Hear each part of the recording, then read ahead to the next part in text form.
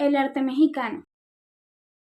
El arte mexicano se ha desarrollado durante toda la historia de México, lo que incluye la era mesoamericana, el periodo colonial, luego de la independencia de México y otros acontecimientos. Historia del arte en México. El arte mexicano es el arte que se desarrolló a través de los indígenas que fueron ligando al arte con las clases más importantes y con ellas la religión. Por lo tanto, no se podía hacer una distinción entre la escritura, el arte o la arquitectura. Tiempo después fue la conquista española pues quien asoció realmente su arte con la decoración y la construcción de diferentes iglesias. Por ello, durante los siglos siguientes a la conquista española, esta modalidad de arte se fue desarrollando por otros países de Europa, aunque el principal siempre seguía siendo España. El arte mexicano comienza con el arte mesoamericano, que fue creado por culturas sedentarias que construyeron ciudades y a menudo también dominios. Una vez acabó la independencia, el arte mexicano se le caracterizó por tener un estilo muy europeo y siguió con sus preferencias hasta el siglo XX. Pero esta a su vez apareció el muralismo en México, por lo tanto, pues este estilo artístico fue creciendo y desarrollándose hasta otro tipo de estilos de arte, como lo eran la artesanía o la fotografía. Esto no dejó de ser hasta 1950 cuando se rompió totalmente con el estilo muralista y se integraron elementos de otros tipos de arte como podían ser el arte asiático.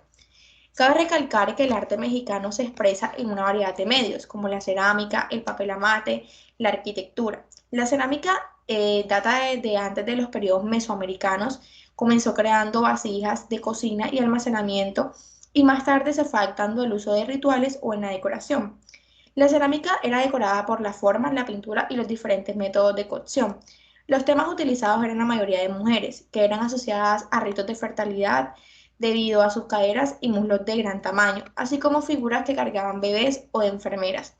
Y las figuras de hombres, en su mayoría, pues eran representaciones de soldados.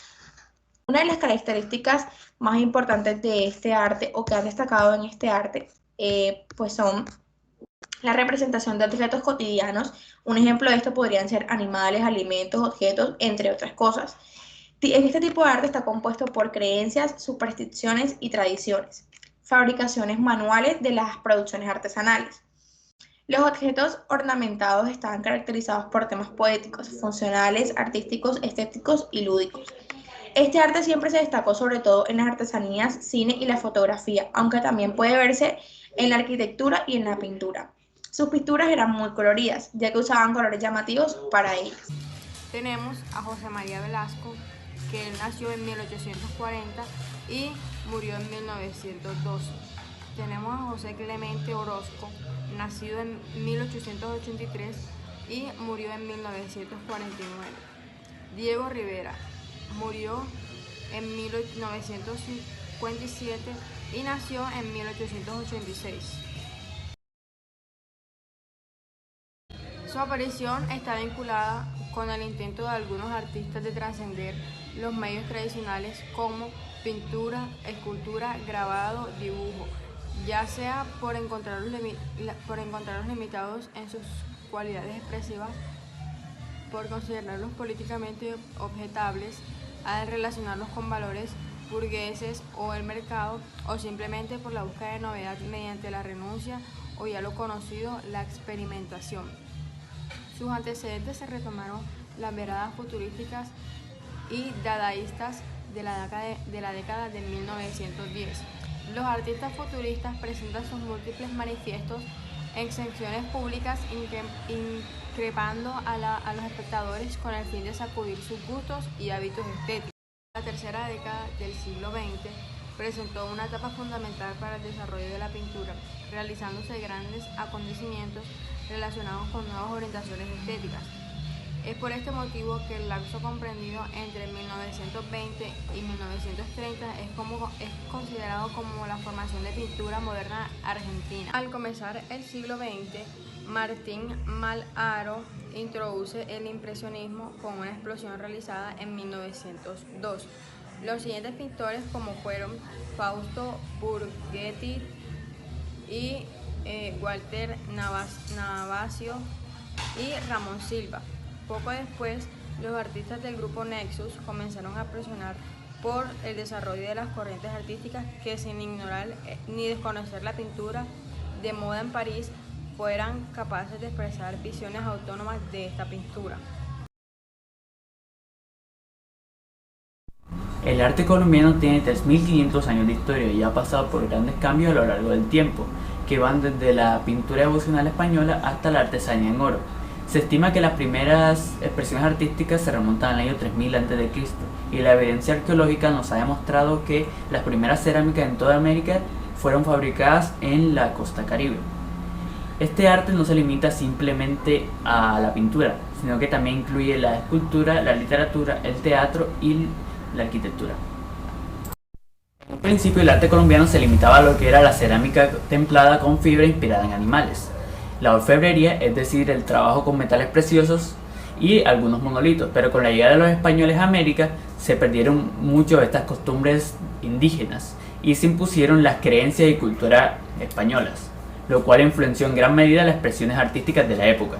Posteriormente, nuevamente el arte fue evolucionando, alejándose de estas tradiciones españolas y le dio paso a lo que se llama el modernismo del siglo XX. Todas estas expresiones artísticas se explicarán más a detalle a continuación. Empezando con el arte precolombino, en este apartado podemos encontrar toda expresión artística realizada en Colombia antes del periodo de la conquista española. Descubrimientos arqueológicos nos han demostrado que estas culturas solían fabricar cerámicas las cuales tenían un propósito doméstico como ofrenda a sus dioses o como intercambio comercial. Por otra parte podemos encontrar la orfebrería, la cual para ellos tenía un propósito o religioso o meramente de expresión artística. Su escultura se basaba principalmente en las estatuas monolíticas talladas en piedra, que tenían unas grandes proporciones. La mayoría de estas figuras monumentales se encuentran dispersas entre las cuencas del río Magdalena, Bordones, Mazamorras y los picos colombianos. El teatro colombiano fue introducido durante el periodo de la colonización por los españoles entre 1550 y 1810. A fines del siglo XIX y principios del XX, el centro teatral más famoso de Colombia fue el Teatro Colón en el centro de Bogotá. Dichos teatros fueron construidos parecidos al estilo de arquitectura italiano, y durante el siglo XX el interés por el teatro se extendió por Colombia y muchos teatros se construyeron en las ciudades más importantes de este. Ahora pasando a la arquitectura, las edificaciones levantadas por los españoles en tierras americanas seguían los principios constructivos y tipológicos de la metrópolis, adaptándolos más o menos a las condiciones del lugar y su función en un medio natural, social y económico diferente al de España, y aplicando los elementos renacentistas en las iglesias, capillas, campanarios, entre otras edificaciones importantes para ellos. Y finalmente, en cuanto a la escultura colonial, se destacaban las esculturas y retratos de las figuras públicas y políticas, con el estilo manierista que era el predominante durante el virreinato. También merecen destacarse la enorme cantidad de frescos, óleos, acuarelas y esculturas de Pedro Nel Gómez, en las que abundan los temas de las mitologías populares, las mineras o barqueras, las maternidades y la violencia. Algunos pintores llegan a la abstracción explorando temas asociados a la crítica política y social, los bodegones y la naturaleza colombiana, como Alejandro Obregón. A principios del siglo X, entre los movimientos artísticos, el realismo con tendencia social fue reemplazado por el impresionismo. Significó el inicio de un arte naturalista que representaba la vida social y la naturaleza.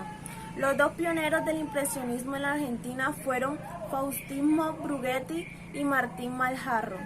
Luego se sumaron Fernando Fader, los miembros de la Sociedad Artística de Aficionados y los del grupo Nessus. Quienes integraban estos grupos buscaban expresar visiones autónomas sin desconocer la pintura de moda en París.